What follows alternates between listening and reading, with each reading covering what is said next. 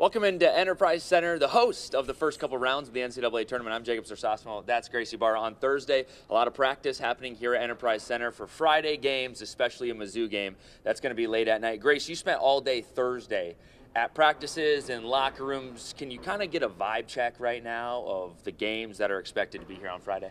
Well, the vibes are high. Obviously, you're playing in March Madness. This is what every kid dreams of, and I think that's what every player I talked to said. This is a once-in-a-lifetime experience for some of the guys in here, like Queens players or Tennessee State, and then you go into a locker room like Purdue, and it's like, okay, our goal is to win the national championship. So the vibes are different, but in a good way, and I think that we have a great set of 8 teams here in St. Louis that are going to make for awesome games. Yeah, and you have to look at one team in particular, Mizzou.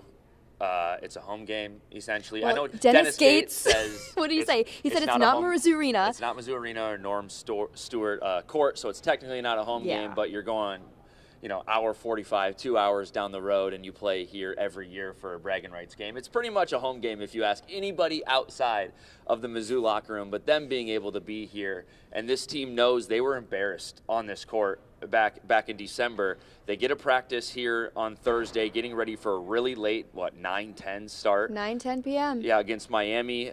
It's probably going to feel like a home game later on Friday night. Yeah, Dennis Gates was a little bit more politically correct about it. I don't think the players were as, it has to be Mizzou Arena. They know this is home court.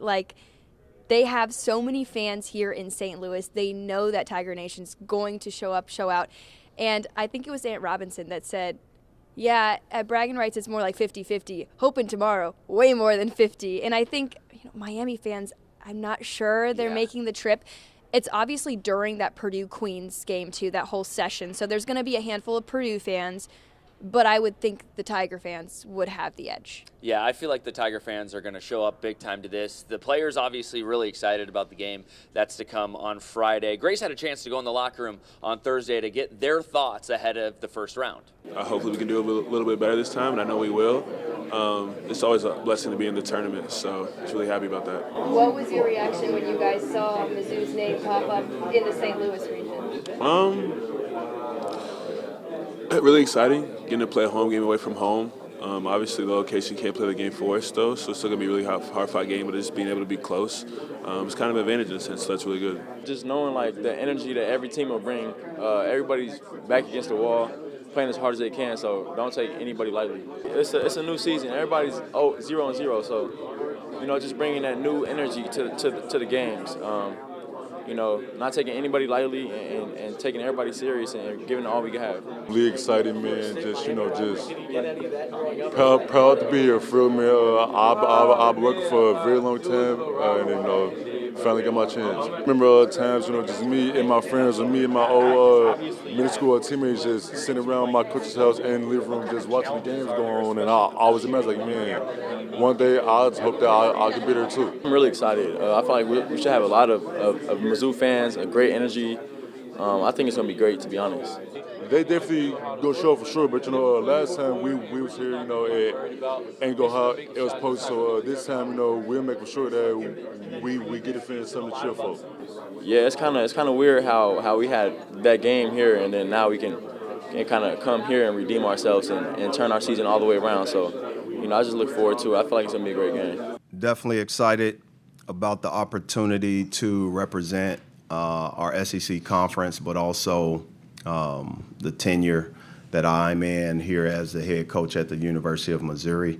To be able to be here in the city of St. Louis, congrats to St. Louis. Not only are we're here, but you have unbelievable fan base, unbelievable institutions that's also gonna bring excitement to this city as you guys host March Madness. So with that being said, 2 programs, similar in identity, great coaching staff at the University of Miami, great players, and our guys are definitely excited, no different than our opponents will be excited. It's going to be a nip-tuck game, I truly believe, trying to figure out what that separation point will bring us there. A lot of relationships, obviously a former assistant coach, associate head coach Charlton Young, Marcus Allen, who was just diagnosed with cancer, on on that team, but also the relationship of Mark Mitchell and Coach Lucas, who was on that staff at Duke when he was there, and Ant Robinson, as well as Trey Donaldson, high school career, crossed paths in the city of Tallahassee, being coached by the great Charlie Ward. So a lot of things in play, but more importantly, players make plays. We'll do our very best, and we're excited to be here. Do you talk to your guys about that, about the big stage, or you try and treat it like any other game? What's your approach there? Well, we talk about it in June. We prepare for it. We build teams around it. It's part of our recruiting conversations.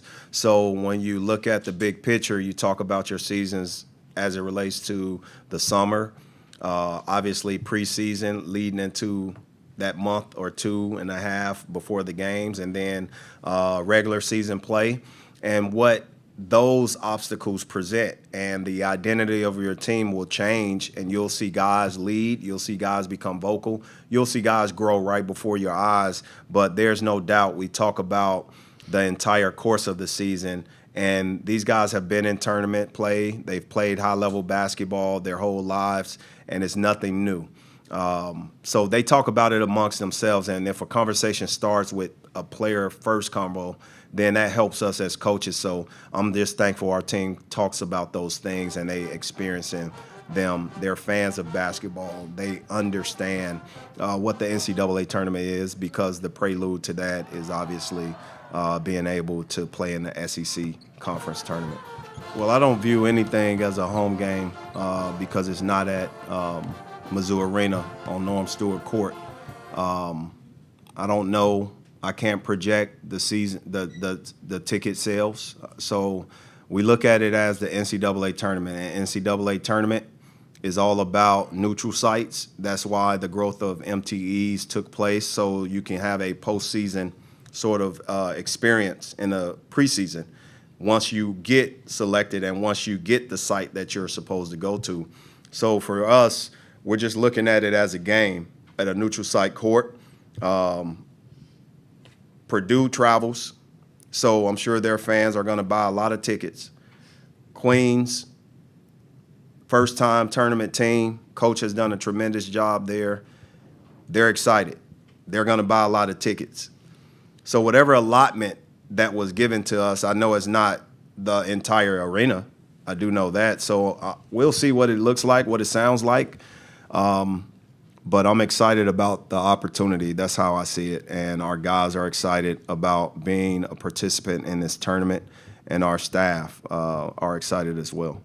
And you have to look at guys that are in this locker room that are seniors. This is their last go-around. Jacob Cruz, Mark Mitchell, that emotional Mark Mitchell after senior day at Mizzou Arena. But this is their last go-around, and no better place to get it started, hopefully for them, than here in St. Louis. Yeah, and when talking to them, those guys all had experience in the tournament last year. We know how that went. They lost in the first round to Drake.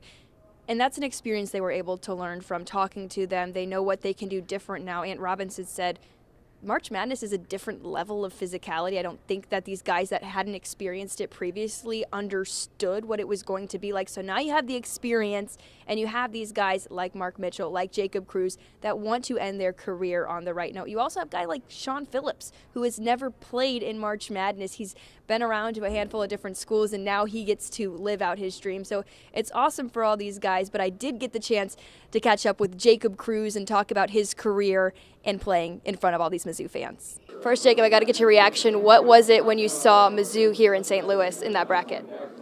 Very fortunate, to be that close, to have, so it's a home advantage and everything like that. It's just very fortunate. Plus, we didn't play too well in this arena, so I think a lot of us have a chip on our shoulder to be able to come back and prove, how good of a team we are, but also in this arena. We don't want everybody's last taste of us in this arena to be exactly what they saw last time, so it was bittersweet for us.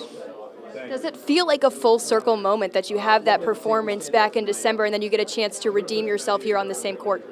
Absolutely. I think that performance gave us a turning point for our team throughout the conference play. Obviously, we played Florida right after that, a really good team, and we were at our house and we had a huge crowd, and you know what, we came out with a W on a really great team, you know, so when you bounce back like that, you know, we're very fortunate, but we all, like I said, I think have a chip on our shoulder here, being here, understanding, you know, just being very grateful, but also to be this close and know we're going to have a home court advantage basically and have a bunch of Mizzou fans here to be able to see us rewrite a huge wrong in this sense that happened. You know, very fortunate. Second year in a row in March Madness. What can you take from last year's experience, and what have you learned from it carrying into this year? You know, it's March. You know, at the end of the day, any team can win. You know, seeding don't matter, venue don't matter. You know, we were still pretty close last year, and, you know, we lost to a really good Drake team, and obviously I think that hurt a lot of us, you know, at least a lot of the returners. And I think a lot of the new guys, you know, they have a chip on their shoulder too because, you know, they know we didn't make it past the first round. So I think everybody really wants to do that. And, you know, I think we're all on the same page, in agreement, and you know, I think a lot of us are fighting for a lot more. You know, you're seeing teams now that seasons are over, and you just don't want that for yourself. Nobody wants it to be over. Everybody realizes how close this is. There's only like 6 games left regardless. So you just really want to make the best of it. What have you seen from Miami? What kind of challenge do they present? Very aggressive, very, very aggressive team, really downhill, living at the rim, living at the free throw line. They don't take many threes, so, you know, I think it's going to be a smash mouth type of basketball game. They have some similar guys to us. You know, I think it's a very similar team. But, you know, at the end of the day, I think, you know, as far as size go, I think we're really, you know, a really good size difference on them. But again, I think they're a really smash mouth type of basketball team, so as long as we match their energy and aggression, I think it should be a great game for us. For you personally, this is one last run. What does it mean to be able to end your career in March Madness, and what do you want out of this run? I'm very grateful, and at the end of the day, this run, I want to win it all. You know, I was very fortunate last year to come in and make it to March Madness for the first time, and to say I'm able to do it back-to-back years. You know, I'm very, very grateful. You know, that's something I'll be able to tell my son when he's grown up, and you know, it's just something, you know, that I'm able to share with these guys. You know, one time, you know, last year, I still got relationships with the guys from last year's team that'll last a lifetime, and I plan on having the same, you know, thing this year with these guys, regardless of the results. But obviously, I think we all want to do something special, bringing to Mizzou. Yeah, it's really exciting time for Jacob, all of these seniors, and I'm excited to see how they match up against Miami. It's a very physical team, the Hurricanes, and they have really, really good scores. And I want to get your take on this. This is a 7 seed versus a 10 seed. Some Miami fans on social media were not happy about the home court advantage. Do you think that's justified? Okay, so I saw a tweet or a post on X, and I'm just going to bring it up because I can't stop thinking about it. Okay. And it was Miami fans really upset about Mizzou getting home court advantage. What essentially did in St. Miami Louis, right? get to? And then it was like, well, Miami, you also got to host the college football playoff, and it was in your home stadium. National championship. Yeah, I will say, though, Miami had to, like, win their way to that. Yeah, so their argument was... It'd be different than, like, the national championship being in Mizzou Arena and then being like, well, yeah, you have to win, like, 6 games before that, before you get there, right? So, like, they did win enough games to get there. But I would argue, also in their home stadium. And like a round of 64 game versus a national championship, a little bit different. Obviously, I have a very biased opinion on this because I was on the other side of the national championship. Yeah, fair. But I will say, based on the verbiage that I was looking at for how they do this whole seating and where they pick people to go, the thing is, you can only be protected from a home court disadvantage if you are a 4 seed or higher. So for the Miami fans that are frustrated that they get put here in St. Louis against a Missouri team, like, my answer would be a 4 seed or higher. I don't know. And to be fair, it sometimes is better to be the underdog in March. And you see that on Thursday with a couple of underdogs kind of making a big push. You're going to see that throughout this tournament. But if you're coming into a game, even if you're a higher seed like Miami as a 7 seed, you're looking for that chip on your shoulder, right? It's like, what's going to kind of get us going for this game? I will say. And then you come in here and you're like, wait, we are the higher seed. Yeah. This is kind of even better. Sometimes players be like, this is even better because, like, we're going to play at a home game for Mizzou. Now the expectations turn towards the Tigers because they're supposed to lose this game because it's a 10-7. But now all their fans are going to be here, and sometimes playing on the road is even more fun for teams because they get to spoil the party. So you look at a team that was supposed to have the momentum, was supposed to be the higher seed, which they are, and now they're like, okay, kind of cool. Now we get to spoil everybody's parade in St. Louis. Mizzou fans are also really funny, too. I saw someone be like, why are Miami fans upset? Did they not see us literally get embarrassed on the same floor like back in December? That was a 43-point loss to Illinois. So maybe they just like haven't done their research. But you talk about underdogs, you talk about Cinderellas. We've got Tennessee State and Queens here in St. Louis. Obviously, Queens making their very, very first NCAA tournament appearance since going D1, and then Tennessee State has not been in March Madness in 30 years? Yeah. Over 30 years. So those are two really, really excited locker rooms, and I got the chance to catch up with a few of those guys and get their opinion on what it's like being in March Madness for the first time. Yeah, I mean, so I was at Valpo last year, and this is where our conference tournament was, and this is actually where I started my first college game, and we won a couple games in the tournament last year, so it was pretty cool to be back here. It's been a blessing just to be able to be the first team in school history, first year of eligibility to make the tournament, and just being in this full circle moment the whole season. Like, it's been a blessing just to be a part of it with a great group of guys, a great group of coaches. It just can't have no bigger moment than this. Yeah, I think, like I said, all of us believe that it's going to be possible to pull off this upset, and, that's what we just got to do is believe. It's going to be tough. They're a good team, but, we got a lot of good players in this room too, so. It's going to be a tough one for sure. Obviously, Purdue, a great team, great players all around, but I feel like if we do what we're supposed to do, come out and play hard, everything will be fine, but you just can't be scared of the moment. You got to be ready for the moment. Obviously, we're going to be a little nervous playing in this stage, our first ever tournament game, but just being here, we just got to be able to come and play. And I feel like if we wake up tomorrow and be able to come and play, I feel like we're going to be perfectly fine. Since I was a kid, I've been watching March Madness. Middle school teachers used to put the games on TV, you know what I'm saying, just to watch the different games while we're in class. So just to be here, stand on that court, stand on that big logo in the middle of the court, it's huge and it means a lot to me. I know it means a lot to my teammates also. Just got to stay level-headed, just try to focus on winning one game at a time and not get too ahead of ourselves and just play free and have fun. Really exciting to see all of those guys talk about what it means to be in March Madness, talking about how your teachers used to let you watch it in school, and now getting to go out there and see that logo and play on this court for the first time. I've never done it, obviously, but I have to imagine that's just a surreal feeling. Yeah, and I think St. Louis is really lucky with the teams that they drew to come to St. Louis, right? We haven't talked on this stream since the selection show happened. Which I would like to apologize because we were in the middle of the Illinois Big Ten tournament game, and they were winning, and I said, I think Illinois is going to be in St. Louis. Last week, 90% sure. Mm-hmm. Look, I go back downstairs. I see Illinois is blowing a lead. Then they lose in overtime, and I'm like, to Wisconsin, who lost to High Point on Thursday. I mean, what? That's my bad. Hand up. I messed up. Yeah, so we're gonna stop talking about games that are happening during the stream. Yeah. Because screwed that up big time. We're 0 for 1 when it comes to those. But these teams that are here, Iowa State is gonna travel. Great. Kentucky, not too far away. They're going to travel good. They're blue blood. Purdue, going to travel awesome. And then on the back end of that, you have Mizzou and Miami. They don't have to. Well, Mizzou doesn't even have to travel. Mizzou doesn't really have to travel. And then I would say Miami Athletic Department has quite the momentum right now with what they're making it to the national championship. They made a Final Four run 3 years ago. So I think the crowds in St. Louis are going to be great throughout the weekend, especially if later on Friday night Mizzou wins and Purdue wins, and that matchup is coming to St. Louis on Sunday. You're talking about a Boilermaker fan base that is outstanding. Crazy. Meeting the Tiger fan base who's getting a home game here in St. Louis. I think it's setting up for a really good weekend here, and it's going to showcase the city really well, which, I'm kind of a city guy, so I kind of hope I hope we can get some good pub for this city right now. Yeah, look, I have a friend that covers Kentucky. And this is good. He ranked his list of the host sites in the first round that he wanted to go to. St. Louis was second to last. Mm-hmm. I took that personal. Yeah, obviously, but he gets here, and I'm like, okay, we're gonna do this. That we took him to the zoo.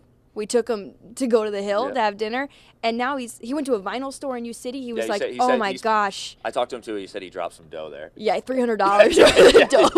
He said he dropped some money there. He's like, my opinion on St. Louis has completely changed, and I think that can be what these fan bases see here too. Is we're a lot more than the Arch.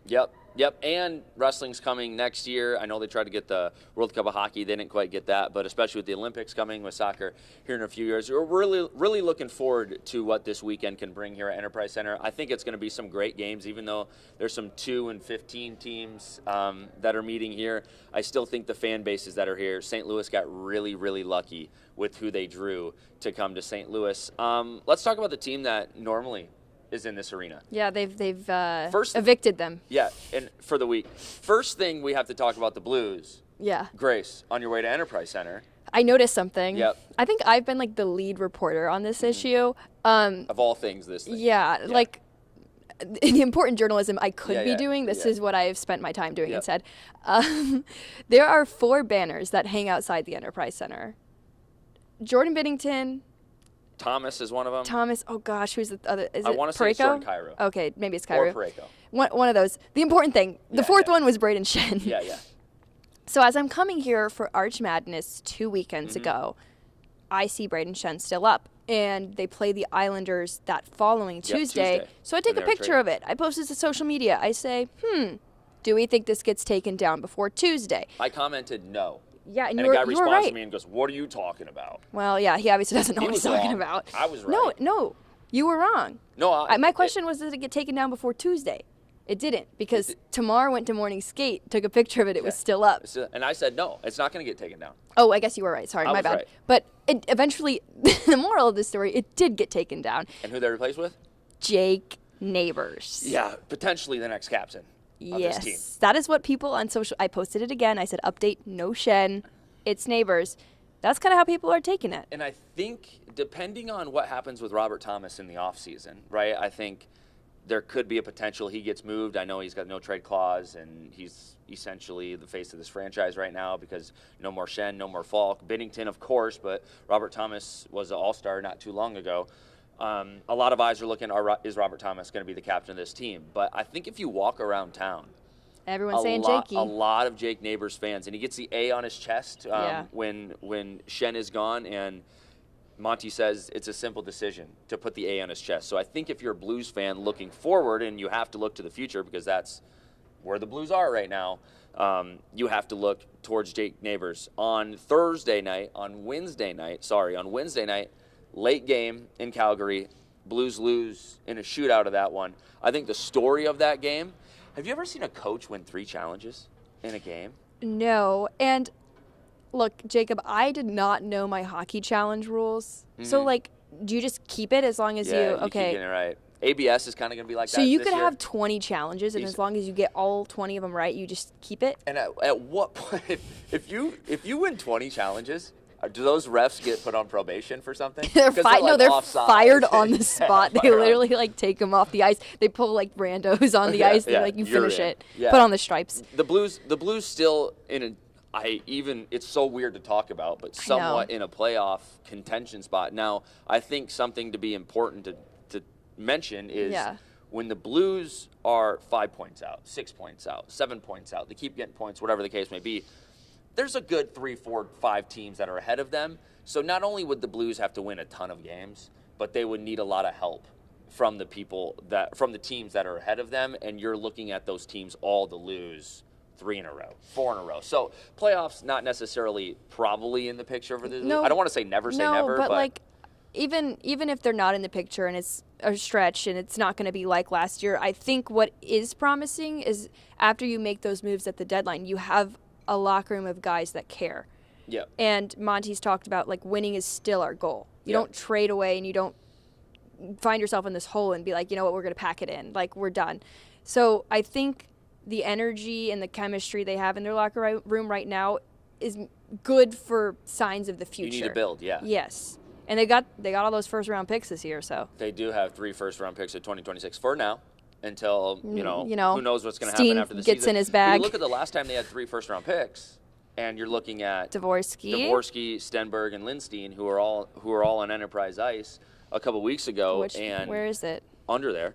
And it's a promising future. Yeah. And I know Blues fans might not want to hear it, but you're looking at a promising future. I do want to say that I was listening to a Blues podcast earlier this week, and Tom Stillman said on that podcast that he did believe maybe the hype before the season was a little too much. Interesting. Like, teams were a little too high on this team. He's like, I knew the organization seems like they felt like they could be in a spot to contend for the playoffs and be there more consistently than they were a year ago because of what they did after the Four Nations, and they could potentially build that momentum into this season.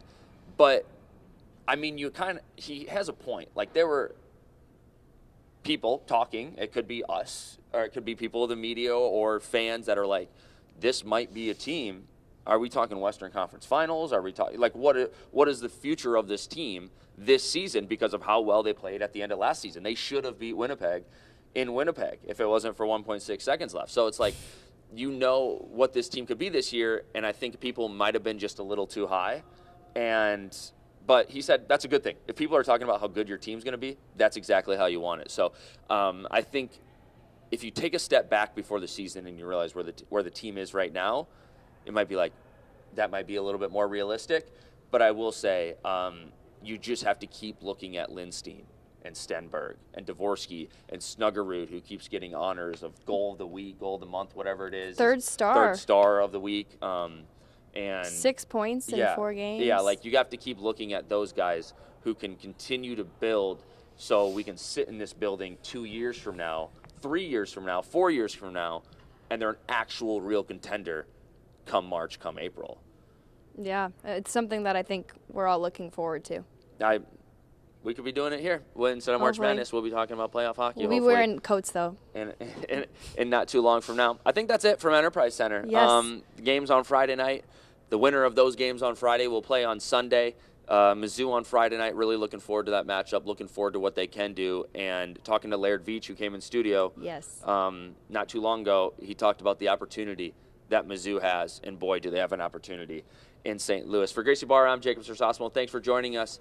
We'll see you on a new episode of Timeout next week. Same time, same place, 3:30 on Friday afternoons.